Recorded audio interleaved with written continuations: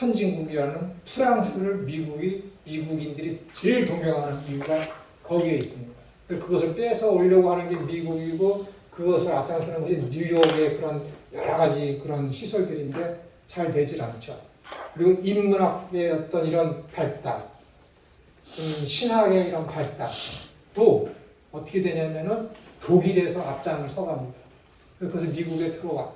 그러면은 미국에 있는 학자들이 하버드나 예일이나 이렇게 큰 학교에서 유럽에서 이름 있는, 동망 있는, 실력 있는 교수들을 미국으로 초빙을 해서 자기 학교 교수로 삼습니다. 그럼 그들이 쫙 가르쳐요. 인문학 그런 것에 대해서. 근데 이들이 어떻게 돼요? 귀서 본능이 있잖아요. 연세 들고 실력이 더 강해지고 연세 있는 사람들이 어떻게 돼요? 다시 동국으로 가는 거야. 유럽으로 가요. 미국이 그게 안 되는 거야. 과학과 의학과 그런 건 미국이 앞장서 가는데 인문학은 좀 될만하면 이것들이 어디로 가? 유럽으로 돌아가거든. 그러니까 신학하고 이런 인문학은 유럽을 미국이 따라잡지 못하는 거야. 문화도 그렇고. 좀 잡을만하면 이 사람들이 돈 더 줄게 여기서 그런데 이 사람들이 이미 그동안 많은 돈이 있어서 윤택해졌거든. 그러니까는 본국으로 가는 거야. 그러니까 우리나라 사람이 아시아는 계속 미국과 유럽을 전전할 수밖에 없는 거예요. 세상이 그렇습니다. 이 코로나 시대에 이런 백신도 미국이나 이런 것들이 그거 무상으로 아프리카나 못 사는 미얀마 그런데 나눠주면 얼마나 좋습니까? 그 백신 만드는 기술도 이양해주면 얼마나 좋습니까? 절대 안 줍니다. 왜? 주면은 다른 나라에 대한 이런 권력, 주물럭 너희들 이거 말 안 들으면 이거 안 준다. 그런 거를 하지 못하기 때문에 절대 주지 않습니다. 안 준다니까요. 그러면서 지들은 기독교 국가야. 안 돼요. 세상은 절대 되지 않습니다. 이 코로나요? 절대 정복 안 됩니다. 여러분. 스페인 독감 정복됐습니까? 홍콩 독감 정복됐습니까? 안 되는 거야. 평생 갖고 살아가고 평생 1년에 두세 번씩 이 백신 주사 맞아야 되는 거야. 함께 살아가는 거야. 평생. 두려운 게 뭐냐면은 예전에는 500년 주기로다가 세상에 바이러스가 번졌는데 이제는 1900년대 1910년 20년에 그때 스페인 독감이 퍼졌는데 이제는 뭐예요?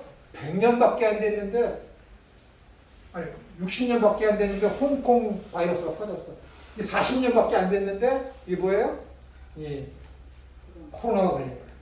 이 바이러스가 생기는 주기가 완전히 처음에는 500년 주기였다가 이제 100년 주기였다가 400년 주기였다가 지금 어떻게 코로나가 뭐 제3 변형까지 생겼잖아. 이거 걷잡을 수 없습니다. 이거 못 봤을까요? 뭔지 봤을까요? 이거요? 백신 맞으시면 좋겠어요. 백신 맞으시면 좋겠어요. 평생을 살아가는 거야. 평생. 아기가 태어나면서 마스크를 써야 돼. 마스크를 써야 돼.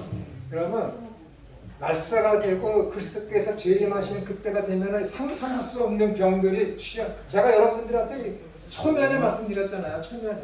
지금 당하는 이런 어려움을 상상을 초월하는 생각지도 못한 고통과 어려움이 말세가 되면 찾아올 것이라고. 그런 시대가 오고 있는 거예요. 이건 우한 바이러스라고 하죠. 코로나. 생길 줄 알았습니까? 아무도 예상을 못하는 거예요. 이게 제2종 병약, 3종 병약 생길 줄 알았습니까? 아무도 모르는 거예요, 여러분. 여러분, 성경적으로 간다, 성경적으로. 성경에서, 성경적이 아니라 성경에서 하나님께서 말씀해 주신 그대로 역사가 흘러가게 돼 있는 거예요, 여러분. 이 와중에서 그리스도인들이 당하는 고통은 이 사람, 세상 사람, 기독교인 당하는 그 슬픔과 애환과 고통은 더 심하지. 그들이 당하지 않은 고통을 우리가 당하게 되니까 예배하지 못하는 것, 교회 하는 그런 것도 하지 못하는 그런 것들. 지금은 여러분 걱정할 거 하나도 없어요. 미래가 없어요. 내 후손, 여러분의 후손. 내가 올해 만약에 살다가 80년, 90년 그때는 더 혼란스럽겠지.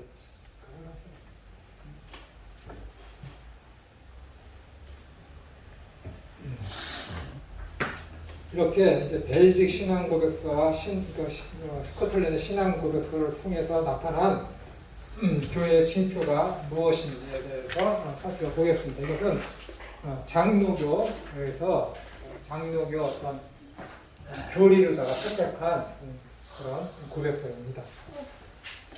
자, 32쪽 스코틀랜드 신앙고백은 제18장에서 참 교회를 구별하는 표지에 관해 다음과 같이 말하고 있습니다. 참 교회의 표시는 세 가지이다. 이렇게 이제 설명하고 있죠. 첫 번째 표지는 하나님의 말씀에 대한 참된 설교입니다.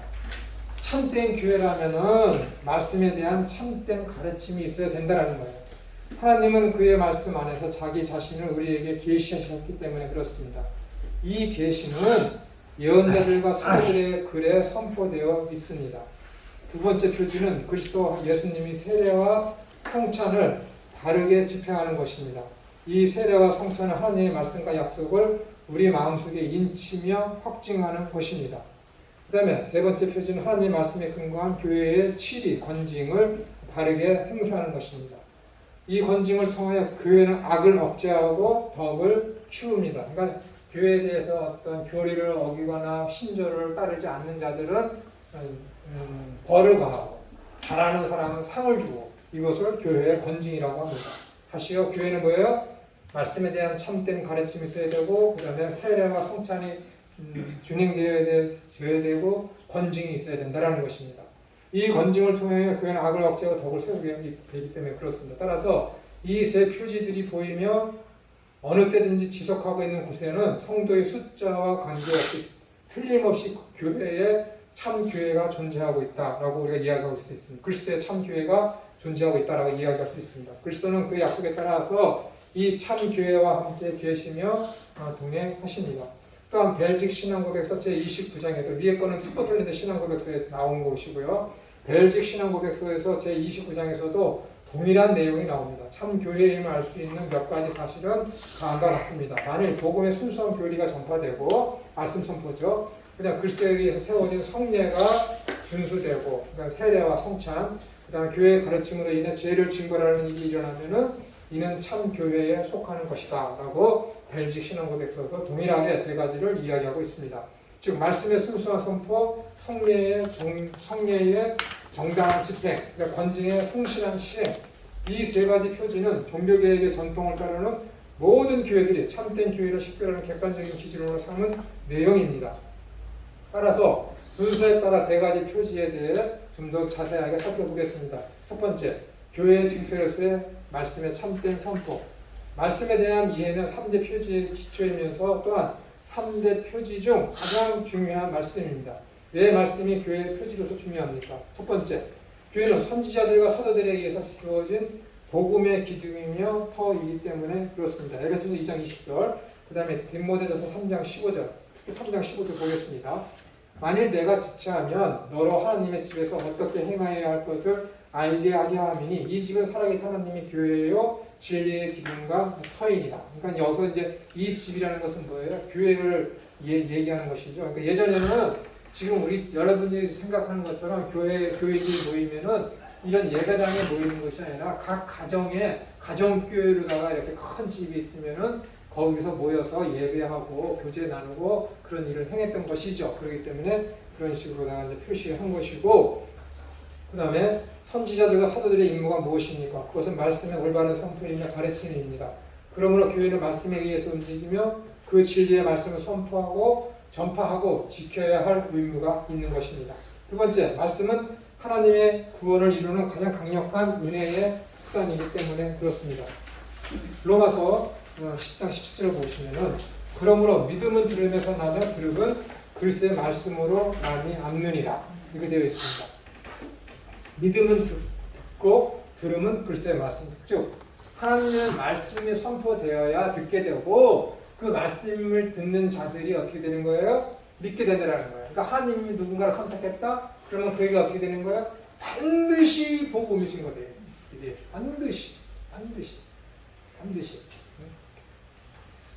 교회와 신앙은 하나님의 말씀에 의해서만 유지되며 세워집니다. 사도행전 보시면은 지금 내가 너희를 주님과 및 그 은혜의 말씀에 부탁하노니 그 말씀이 너희를 능히 든든히 세우사 거룩히 하심을 입은 모든 자 가운데서 기업이 있게 하시리라 이렇게 되어 있습니다. 그다음에 디모데후서 모든 성경은 하나님의 감동으로 된 것으로 교훈과 책망과 바르게 하는가 의료 교육하기에 유익하니 이는 하나님의 사람으로 온전케 하면 모든 선한 일을 행하기에 온전케 하려 함이니라. 이렇게 되어 있습니다. 그렇기 때문에 하나님의 말씀이 반드시 선포되어져야 되고 교회에 일어나서 교회에 등록된 사람은 그 교회의 목회자의 어떤 방침과 목표성이 있지 않습니까? 세상에 있는 많은 수많은 교회가 있는데 그 목회자의 어떤 가치관이나 어떤 그가 추구하는 것에 따라서 교회의 색깔이 다르게 나타날 수가 있습니다. 그런 가운데서도 말씀에 대한 선포는 바르게 전달되어야 합니다. 말씀이 선포될 때 그곳에 주님이 계시기 때문에 그렇습니다. 요한 2서 1장 9절에 보시면 지나쳐 그리스도의 교훈 안에 거하지 아니하는 자는 다 하나님을 모시지 못하되 교훈 안에 거하는 사람은 아버지와 아들을 모시느니라. 역설로 얘기하면 너 성령님을 받았고 하나님을 믿고 예수 그리스도를 주님과 그리스도로 섬겨 너 그러면 반드시 뭐예요? 그 교훈 안에 거한다라는 거예요. 그 교훈을 따른다라는 그 교훈을 알려고 힘쓰고 애쓰게 되어 있다라는 것입니다. 이러한 이유 때문에 교회의 표징으로서 말씀이 가장 중요합니다. 말씀은 우리의 영의 양식입니다. 구약에서 이스라엘 백성이 광야에서 하늘에서 떨어진 만나를 통하여 살아갔듯이 오늘날 우리들은 하늘에 계신 아버지 하나님께서 주신 말씀을 먹어야만 살 수 있는 존재입니다. 여러분 너무 잘 아시잖아요. 예수님께서 공생이 시작하기 전에 광야에서 40일 금식하시고 사탄의 어떤 시험을 받았을 때에 사람이 떠오르만 사는 것이 아니라 하나님의 입에서 나오는 말씀으로 살리라 함과 같으니라. 그 말씀. 하물며 모든 사람들이 하나님을 믿는다라면은 예수님을 본받아서 그 충만한 분량에 이르기까지 성장하기 위해서는 반드시 말씀을 읽고 묵상하고 깨닫고 깨달은 대로 순종하는 삶을 살아내야죠. 힘들지만 그러나 이 힘들고 하기 싫은 이런 것이 우리 육신의 욕정이지만은 하나님 나라에 대한 소망이 그 힘들고 어렵고 거역하고 싶은 불순종하고 싶은 그것을 짓눌러서 결국에는 순종하게 됩니다. 순종 안 할 수가 없습니다. 여러분. 하나님의 그 강권에 의해서 강제적으로 그를 동으로 가는 걸 서로 옮기게 되면은 정말 그 인생은 고루하고 힘들고 고통스럽습니다. 진짜 참담합니다. 그 고통이 나 개인에게만 불순종하는 나 개인에게만 있으면은 뭐 그럴 수 있다고 하지만은 세상은 그렇지 않습니다. 악한 사탄이 가진 방법으로다가 불순종하게 하면서 그 불순종하는 그 단계에서 우연의 일치처럼 사건 사고가 일어나서 불순종하는 그 사람 큰 피해에 당합니다. 여러분. 하나님이 때리는 게 아니니까 여러분. 욥을 보세요. 사탄이 찾아가서 하잖아요. 찾아가서. 하나님은 욥 때릴 생각 없었습니다. 여러분. 잘하고 있는데. 못하는 사람이 오죽하겠습니까? 내가 너무 신비해서 뭐 들은 얘기도 하면은 왜 뭐라고 그럴 것 같으니까 말씀 안 드리지만은 삼성생명 다니면서 그냥 승승장구하는 그 사람이 권사 아들인데 결혼하고 나면서 그냥 승승장구 하는데 주일에 한 번, 두 번 빠지다가 그냥 교통사고로 나서 온 가족이 다 죽고 그냥 그런 일. 그런 거 어떻게 할까요? 무섭죠? 그런 거 어떻게 해요? 이 누구에게나 이런 일은 일어나는 거 아니에요? 그 사건 사고를 하나님이 일으키겠습니까? 아니에요, 여러분. 하나님은 그런 분이 아니라니까요. 왜 여러분들을 왜 고치신다고 왜 그런 식으로 하십니까? 악한 이 세상은 악하기 때문에 사탄이 이렇게 제가 저번에 말씀드렸잖아요. 욥의 생명은 중요하고 욥의 10 자식들은 생명이 중요하지 않습니까? 하나님이 특별히 그 사탄한테 욥의 생명을 건드리지 말라고 그런 거예요. 사건 사고가 일어나서 죽을 만한 사건 사고를 당하면은 아무리 칼빈이라도 어거스틴이라도 그 사건 사고 안에 있으면 죽게 되는 거예요. 왜? 그 사건 사고를 하나님이 일으키십니까? 아니거든. 악한 사탄이 일으키는 거예요, 여러분. 근데 하나님이 내가 말씀드렸지만 세워놓으신 원리 원칙이 있습니다, 여러분. 순리가 있어요. 하나님이 그거 변개시키잖아요. 정말로 그냥 어쩌다가 그냥 해갖고 하나님이 기적을 일으킬 수는 있지만은 하나님이 그런 기적 일으키지 않습니다. 여러분 혹시 유퀴즈라는 프로 보십니까? 유재석이라고 유재석 씨가 하는 그 프로. 우리 딸내미가 들었어요. 나보고 좀 돈 1,500원 내서 그거 좀 보라고 그러는 거예요. 그래서 재방송을 하길래 어느 부분을 봐야 되냐? 여기에서 이 판사 얘기를 드리라는 거예요. 이 판사. 그래? 판사 얘기를 듣는데 그 사람이 불교인이더라고요. 사고를 당해서 시력을 잃었어요.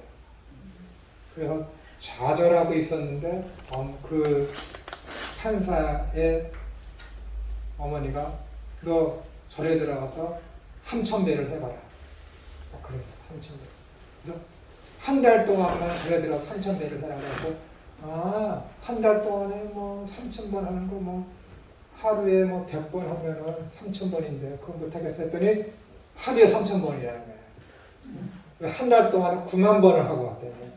그 과정 중에서 그 사람이 죽을까도 했는데 그 3,000배를 하면서 며칠 지났는데 깨달아졌더라. 육신의 고통이 너무 심하니까는 자기가 늘 생각했던 건 이제 앞도 못 푸는데 내가 할 일도 못 하는데 그 사람이 카이스트 나온 사람인데 너무 좌절해서 하는데 육신의 고통이 너무 심하니까는 정신적인 그런 딜레마나 그런 어려움을 생각할 틈이 없다라는 거예요. 육신이 너무 힘드니까. 그러면서 마음이 치료됐다라는 거예요. 그 자기가 실명된 그것을 받아들이는 거예요. 받아들였대. 그랬더니 거기 주지 스님이 그랬대. 육신의 눈은 멀었지만 남들이 보지 못하는 눈을 뜨게 되었네요. 많이 듣던 성경에서 많이 듣던 소리 아닙니까? 불교인인데 3,000배를 몇 번 했더니 그런 깨달음이 왔대. 불교인이 우리 딸아이가 그러는 거야. 아버지 저거 어떻게 얘기할 거냐. 불교인도 똑같다라는 거야. 똑같다라는 거야. 유튜브에 나와서 간증하고 하는 어떤 유명 간사나 간증하는 사람들하고 저게 뭐가 다르냐. 신학자의 신아버지 어떻게 생각하십니까? 조롱하면서 이게 장난이지. 묻는 거야. 여러분 그런 거 어떻게 해요? 기적. 이 판사가 그러는 거야. 분명히 이렇게 해서 기적을 바라는 마음으로 기도했대. 너무 똑같지 않습니까? 기적을 바라. 근데 그 기적은 일어나지 않았는데 이제는 남들이 보지 못하는 시안을 가졌대. 그러면서 이야기하기로 이것이 진짜 기적입니다. 우리랑 너무 똑같지 않아요? 기적을 바라는 마음으로 기도합니다. 자연의 순리 원칙을 벗어난 능력을 체험하기를 원했지. 누구한테? 석가한테. 안 왔어. 근데 남들이 생각하지 못하는 걸 생각하게 되었고 남들이 보지 못하는 시안을 가진 거예요. 우리의 기도는 어때요? 기독교인들 하나님한테 바라는 것은 뭐예요? 간절히 기도하는 건 뭐예요? 응? 나에게만. 응? 기적이 일어나기를 바라는 간절한 마음으로 예배해. 기적이 일어나는 간절한 마음으로 기도해. 기적이 일어나는 간절한 마음으로 선행해. 기적이 일어나는 간절한 마음으로 헌금해. 도대체 뭐가 하나님이 세우신 원리 원칙이 있는데 그걸 깨서 해달라는 거예요.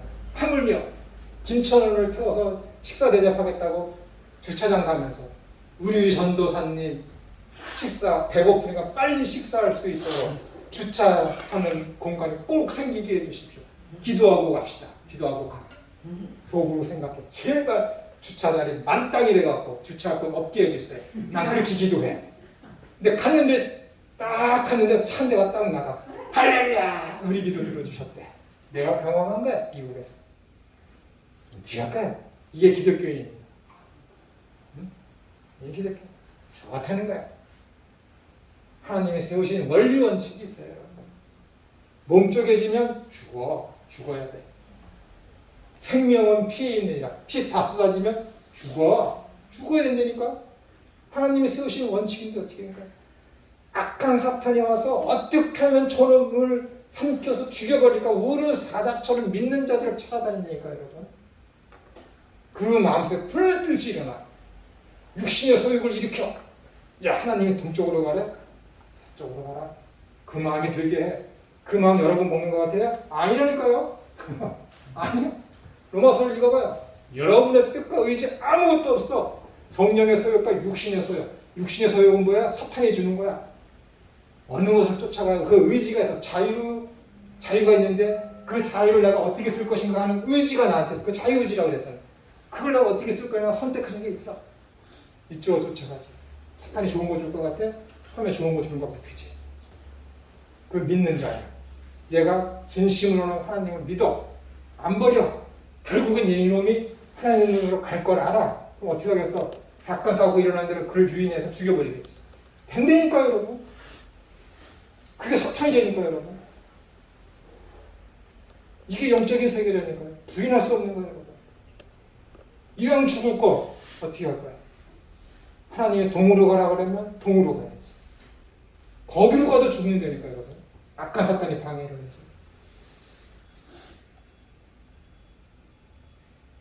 여러분 세상을 구속사적으로 봐요. 과학과 윤리적인 측면으로 파악을 해서 안 돼. 왜 내가 세상에서 가장 악한 놈이라는 그 얘기를 자꾸만 얘기할까? 제발 눈을 떠. 구속사적인 면으로 보는 훈련을 하셔야 돼요. 영불면을 해요. 뭘로다가? 말씀으로다가. 이것들이 영불면을 하니까 하나님 이 사람이 좋은 사람이니까 나쁜 사람 알려주시오. 그 따위로 하고 있다니까.